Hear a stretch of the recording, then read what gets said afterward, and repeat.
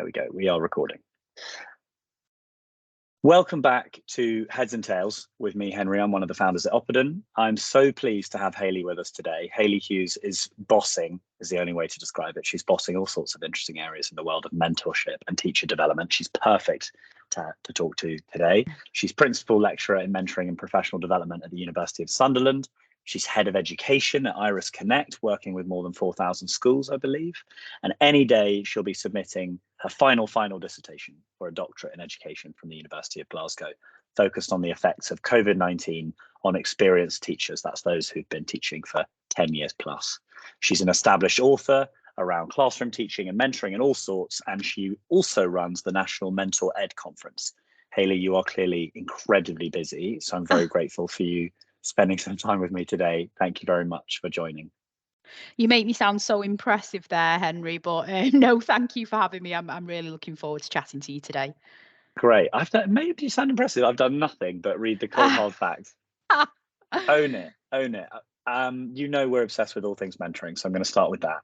Mm-hmm. Your own experiences. Did you have a mentor? Were you aware of it? Was it a conscious thing? Any reflections you have on the role that that's played for you kind of growing up and into your adult life?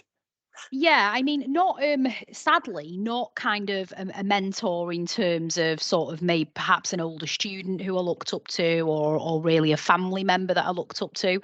I'm embarrassed to say that my mentors were probably people like Piers Morgan and Matthew Wright. So prior to doing all the education work that I am now doing, I was a national newspaper journalist for a number of years. I won't tell you what newspaper, but needless to say that you can Google me quite easily, and they got closed down for phone hacking, so that should give it away. But yes, so while other kind of normal teenagers had sort of pictures of, Backstreet Boys and Take That in the 90s on the walls, my icons were Matthew Wright and Piers Morgan. So I'm really not sure what that says about me, quite worryingly. But yeah, I mean, I looked at people like them, and other journalists, and I thought, this is what I want to do. Looked into kind of how they got to where they got. And they became almost mentors for me, and I wanted to emulate the success that they'd had. And when I was training to be a teacher, obviously I had some mentors, some better than others, which was what got me interested in mentoring in the first place, particularly of early career teachers. And the great mentors that I've had really are the people that are there as kind of a scaffold if needed. They use the wisdom of their experience, sort of the weapons that are tried and tested in their armory, if you like. But at the end of the day, they are there to facilitate your development, and it's not a case of kind of teaching somebody to suck eggs. It's being there as a support and a scaffold. Amazing. I did not think you were going to say Piers Morgan. That was I aim to surprise. And outside of these kind of mentoring or growth experiences, did you love school? Did you enjoy school as a child? What was secondary like for you? Yeah, I mean, I loved the social aspect of school. So I'm obsessed with kind of clothes and fashion and things like that, but I am really a bit of a tomboy, I guess, at heart.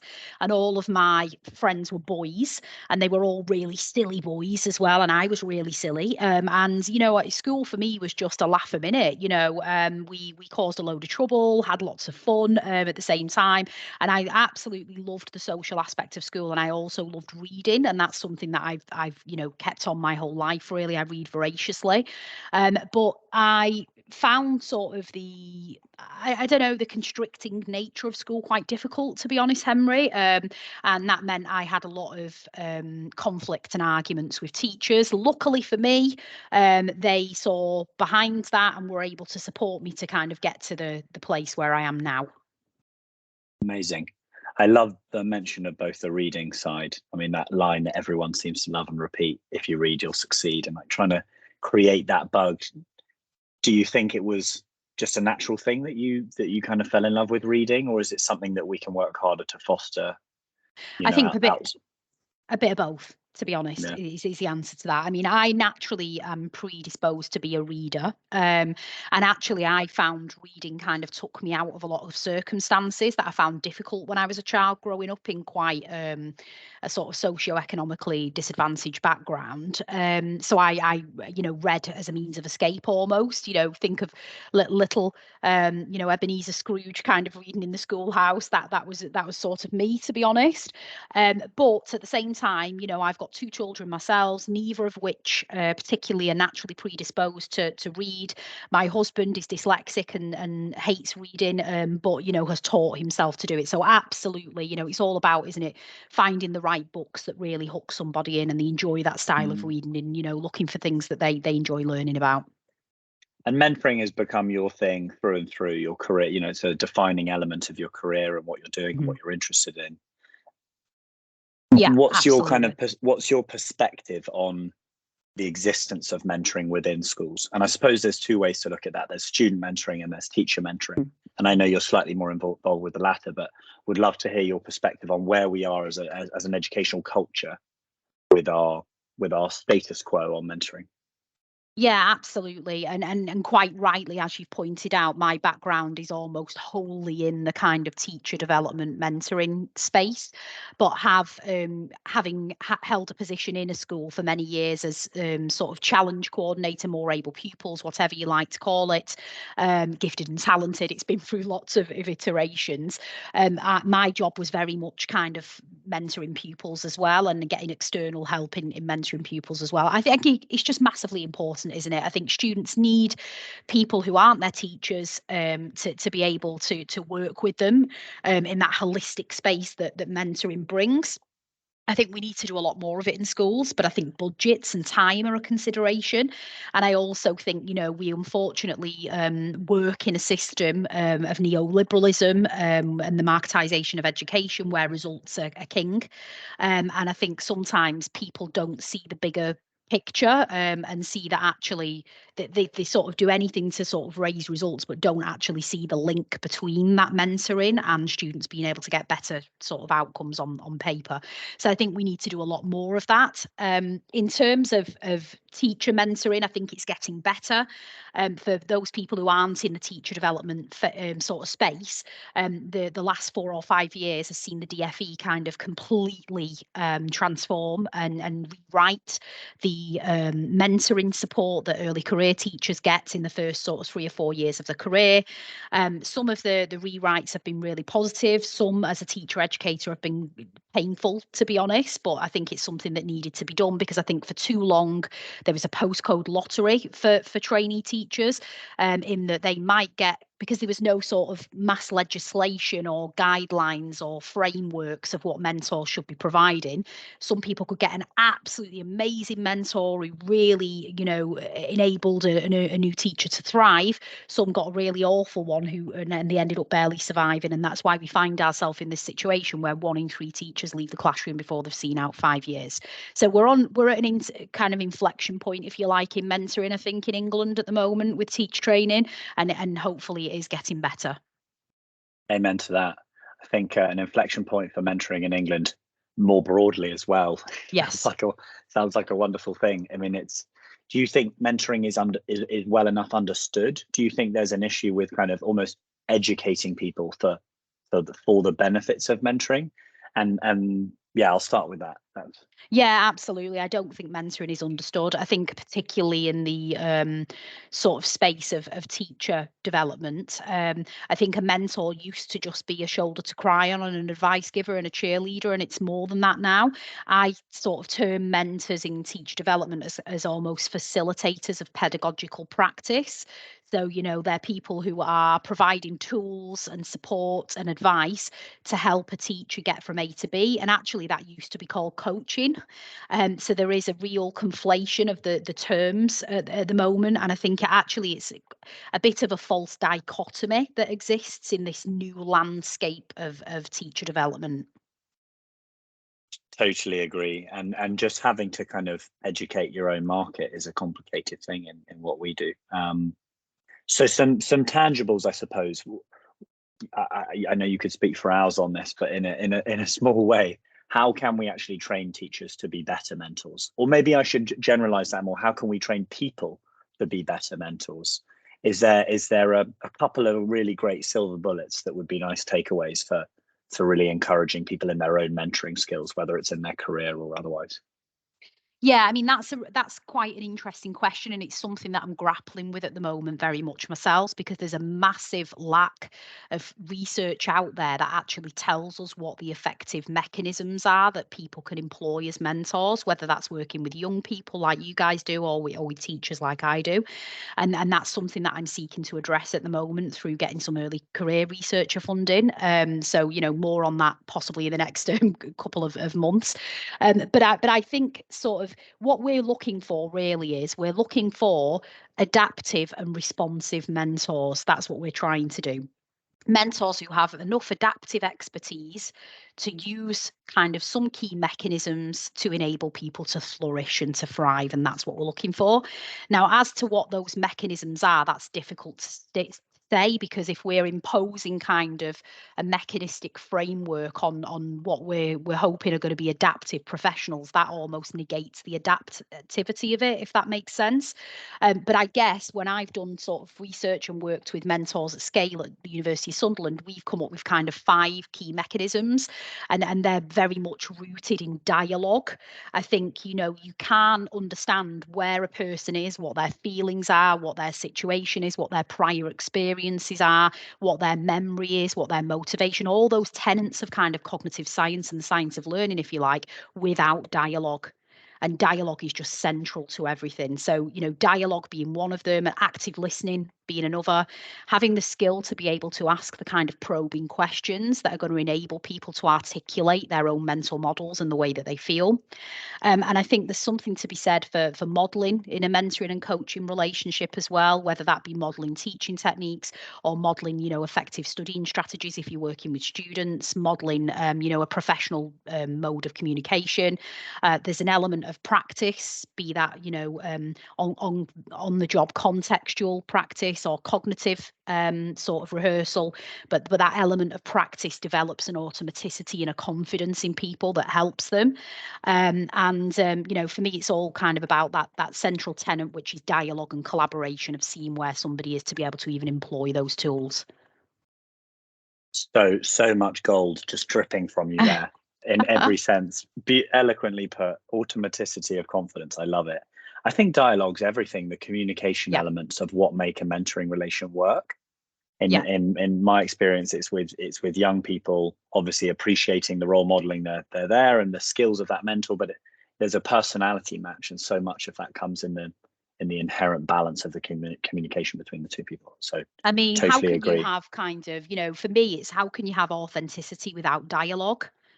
You Mm. can't even contract a mentoring relationship without dialogue. You can give somebody advice until the cows come home. I mean, I remember very clearly being pregnant, for example, and people giving me advice about, oh, you could do this or you could do that, or oh, just wait until this, get your sleep now, all those lovely little nuggets of advice that you don't need from people when you're in that situation. And though that advice just went in one ear and out the other for me, because it was strangers. I didn't have that link with them. They didn't have that authenticity, that credibility that I think dialogue brings. Mm. And I also love what you mentioned about the balance between having really adaptive individuals and personalities, and the types of people that make good mentors being adaptable, but combining that with a mechanistic framework with real uniformity and detail and Mm-hmm. impact that they can take forward, and that being difficult to balance. But it's almost like at some point you got to do loads and loads of training, loads of thought at the Yeah. beginning, and then allow people to run free once there's a level of trust that those things are in place and that it can work for different people. So I think Yeah. it's fascinating. I mean, I like to use the analogy for that of like an artist's palette. So, if you've got kind of a palette of lots of different colours, the artist has kind of the expertise and the training and the grounding of sort of, the classical sort of steps of creating an image or a picture or a sketch or whatever, and they've got that palette of expertise, those colors. They'll do what they want with that in their own context. So it's about equipping mentors with that instructional palette, and they can use that how they see fit. Love that. Let's think a bit about educational innovation in itself going forward. Sadly, you or I are not quite in a position to just click our fingers and make all the changes we'd like to see. But I'd love to hear about some of those changes you would like to see. I might ask first, just through the lens of what we do in terms of the personal development space and working with young people on their social emotional skills. Are there any things you'd really like to see the school system take on, innovate, or improve further from where we are at the moment?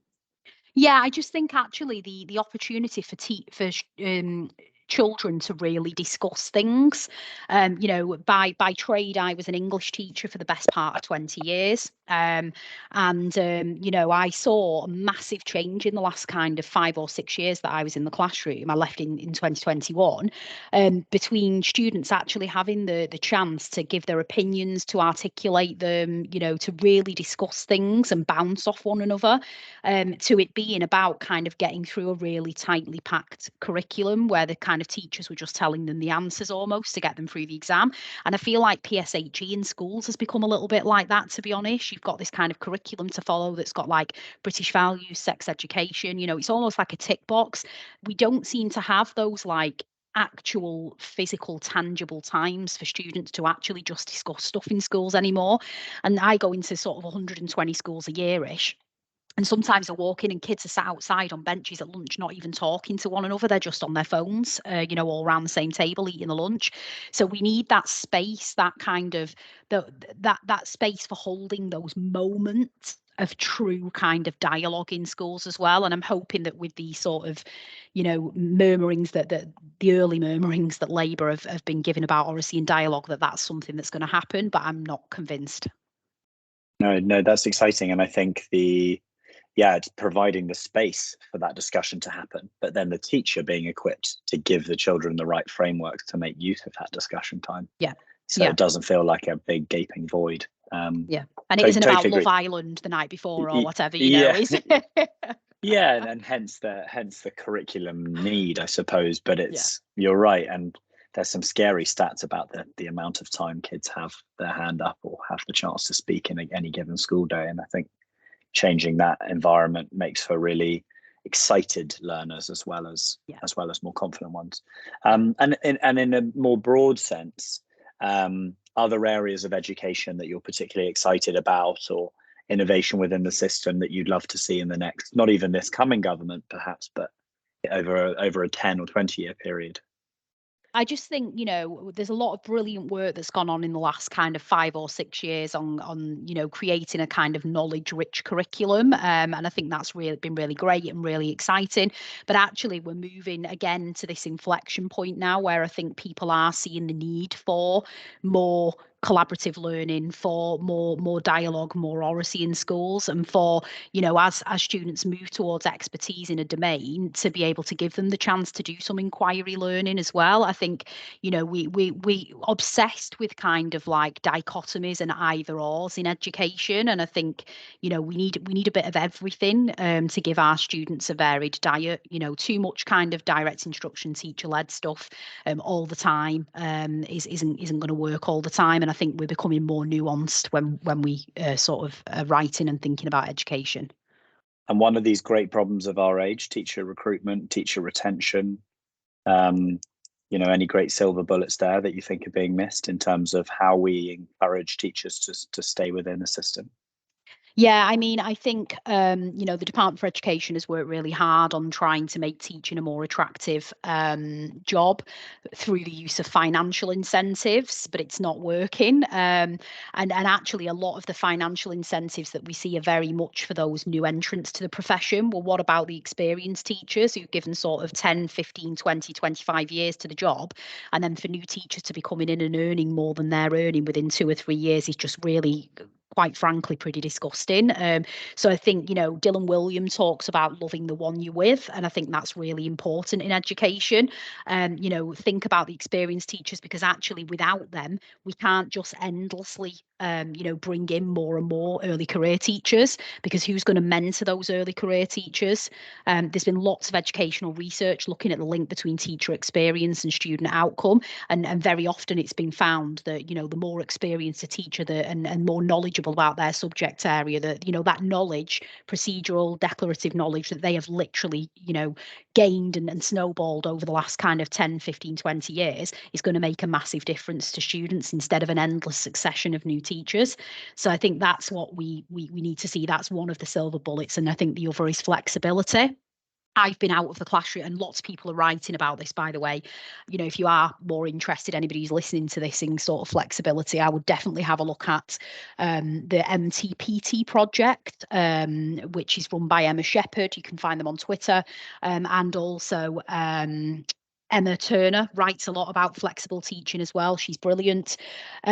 But, you know, we need that flexibility in teaching. I've been out of the classroom for 2 years now, and I actually couldn't go back, I don't think now, only because I'm so used to being able to work from home, being able to attend my children's sports days, being able to sort of, you know, pop my dishwasher on during the day so that I'm not getting home at night absolutely shattered at 6, half 6 in the evening and having to do all of the stuff and not sit down until 11 o'clock at night, rinse and repeat. So we need that flexibility if we're going to encourage people to have any longevity in this profession. I agree, and no matter how enticing a career you can make teaching, if it's competing with an increasingly more flexible working environment for everybody else in the labour market, it just becomes impossible to compete, doesn't it? Yeah. Fascinating. And last but not least, I'm aware we're basically out of time. What next for you? You're handing in this masterpiece. What are you hoping to achieve in the next year or two? What are we getting excited about to hear next? Well, I'm hoping to work towards professorship at my university. We'll see how that goes. I've got to do some really great peer-reviewed research first, so that's the next thing. I've just signed 3 book contracts, so I've got another 3 books upcoming in the next couple of years, so that's going to be exciting.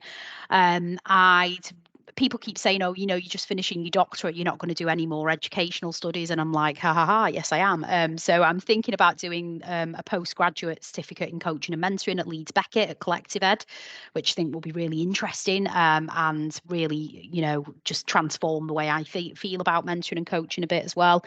And then, yeah, I mean, they're probably the most exciting things, to be honest. And hoping to get maybe a book out of my thesis. I don't know. We'll see. A 4th book, there we go. Maybe, that's plenty. yeah. I mean, You're busy, you're biting off a lot, but what a lovely varied mix. It's fantastic. And I think the space is all the luckier for having you. So thank you.